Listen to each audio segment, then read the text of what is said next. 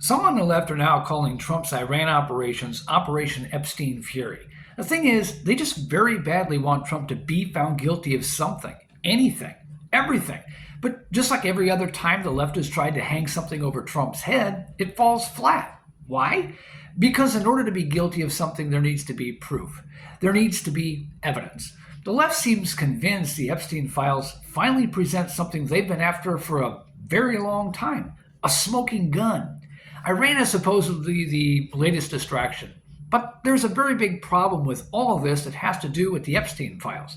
What seems all too evident to me is that if the Epstein files were actually the smoking gun the left has been seeking for so long, if it were the thing they could finally hang their hats on and go home and say, mission accomplished, this would have already happened.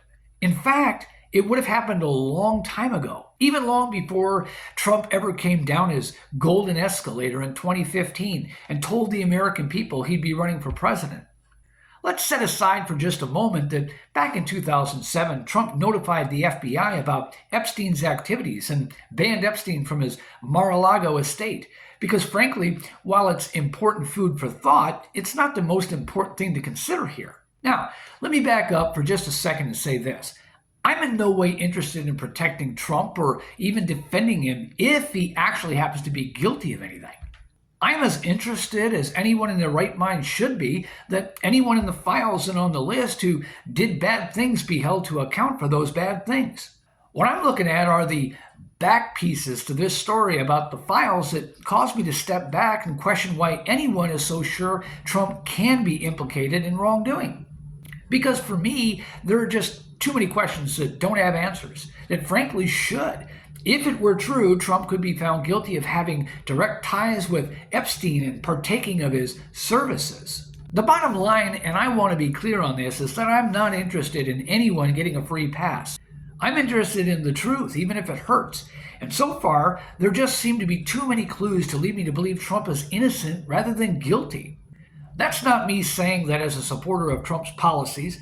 That's not me saying that as a conservative. That's me saying that as someone who has simply looked at what we know so far and drawing a conclusion that makes sense, at least to me. I've long said that the focus should be on what Epstein did and whoever is guilty. But the focus for the left seems to dismiss that part and is only interested in finding one person guilty, Donald J. Trump. But again, that's loaded with problems. Take the case of witnesses who made the claim that were even corroborated that Trump had relations with a 13-year-old girl through Epstein. There were deep investigations into the matter. Those investigations happened between 2010 and 2014, 2 years before Trump announced his run for the White House in 2015. If there was proof, and if those investigations turned up any real evidence, why would that not have sealed his fate right there and then and stymied any ambitions to run for the highest office in the land? Remember that even the Republican Party was having difficulty accepting Trump as their nominee. They were talking about brokered conventions to keep him out. Anyone could have presented this evidence, either the Democrats or the Republicans. Hillary's chances to become the president would have been greatly improved, and the Republicans would have been able to run a nominee other than Trump. Keep in mind that Barack Obama was the president at the time when these investigations happened. It's very likely he had the information. It's also very likely the DNC did as well. If this information did present any smoking gun at the time, Hillary's campaign wouldn't have had to waste time commissioning fake dossiers to suggest Russians were colluding to get Trump elected. Who else had access to these files and any information in them? President Joe Biden. And Biden could have done exactly what Trump eventually did, and that is, he could have declassified the files and made them public. He didn't do that. The question for anyone should be, why? Especially considering Biden's entire campaign, and then Harris's, was that Trump was an existential threat to democracy. Again, if the Epstein files were the smoking gun, then why not present it then, when it was supposed to matter? Even the courts could have been freed from having to hear cases from endless investigations into alleged untold number of felonies Trump was guilty of to bar him from being able to even get on the ballot. Let's be real here. If there was something in those files that could have put Trump on the chopping block for good, This would have been the holy grail of holy grails. They'd have done it. It would have been the only thing they'd have had to do. One can only conclude that the reason they didn't is one of two things: to protect someone else or a group of someone else's, or because there simply is no evidence. And the latter seems more likely because it wouldn't be the first time in history the Democrats would let others in their circle go down if it meant winning. The Democrats have no fear of collateral damage. For them, it's a necessary evil. People don't matter, only power does. As I said before, I am as interested in what's in the Epstein files as anyone is. I'm interested in who is in those files as well. I'm interested in justice for the victims, and I want to see anyone who engaged in these despicable acts to have the full weight of the law brought down on them.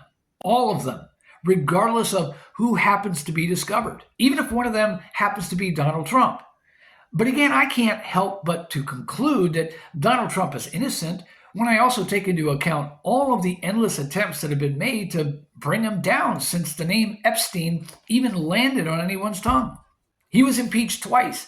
He's been run through the courts, and they tried to even bankrupt him. An attempt was made on his life. There was Russia collusion and the J6 investigations. They've tried everything. It's been an endless barrage of attacks, innuendo, and accusations. Not a single one of any of these things would have been necessary at all if there was irrefutable, undeniable, and absolute evidence Trump had any involvement with Epstein. It would be all they have ever needed. Trump's future in politics could have been swept out from under him in one fell swoop, no questions asked. It would have been a one-and-done deal that would have been the hand-wringer of hand-wringers. That we're still talking about it, that we're still looking for that smoking gun, that should really be all we need to know about the Epstein list and the Epstein files, at least with regard to Trump.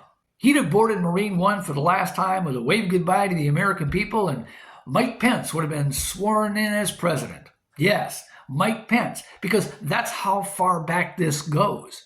And more than that, he'd never have gotten to board Marine One, ever, at all, because Hillary Clinton probably would have been the president.